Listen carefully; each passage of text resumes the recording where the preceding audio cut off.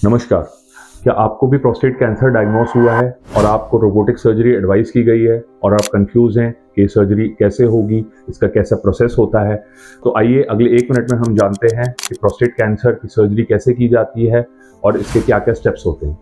तो सबसे पहले ये सर्जरी रोबोट के द्वारा की जाती है। तो रोबोटिक सर्जरी सबसे ज़्यादा एडवांस तरीका है प्रोस्टेट कैंसर को ठीक करने का। इसमें हम प्रोस्टेट कैंसर को पूरा जड़ से हटा पाते हैं रोबोट की आर्म्स के थ्रू। तो इसे कैसे किया जाता है? सबसे पहले हम जब पेशेंट को हम पूरा प्रिपेयर करते हैं, एनेस्थीसिया फिट कराते हैं, उसके बाद जब हम उन्हें ओटी में लेते हैं तो सबसे पहले उनके शरीर में 3 से 4 छेद करके रोबोट के पोर्ट्स बनाते हैं। उन पोर्ट्स के थ्रू हम रोबोट की 3 आर्म्स को डालते हैं जिससे आगे सर्जरी की जाती है। जब वो रोबोट की आर्म अंदर चली जाती है तो सर्जन कंसोल पे बैठ के उन आर्म्स को कंट्रोल करता है और पूरी सर्जरी सर्जन के द्वारा रोबोट की आर्म्स के थ्रू की जाती है।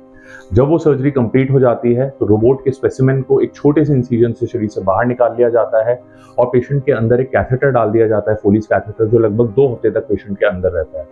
आपकी छुट्टी लगभग 2 से 3 दिन के बाद हो जाती है अगर सब कुछ सही रहता है।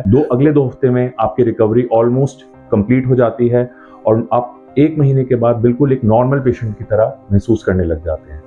बट बायोप्सी रिपोर्ट के हिसाब से आगे कैसे कैसे फॉलोअप करना है वो एज अ यूरोलॉजिस्ट हम आपको गाइड करते हैं और आपको फॉलोअप में रखते हैं जिससे कि आपका कैंसर आगे वापस ना आए या फिर प्रोग्रेस ना करे।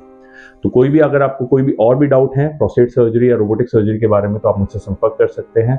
मेरा नाम डॉक्टर अंकित त्यागी है, सर गंगाराम हॉस्पिटल में कंसल्टेंट यूरोलॉजिस्ट रोबोटिक सर्जन हूँ। धन्यवाद।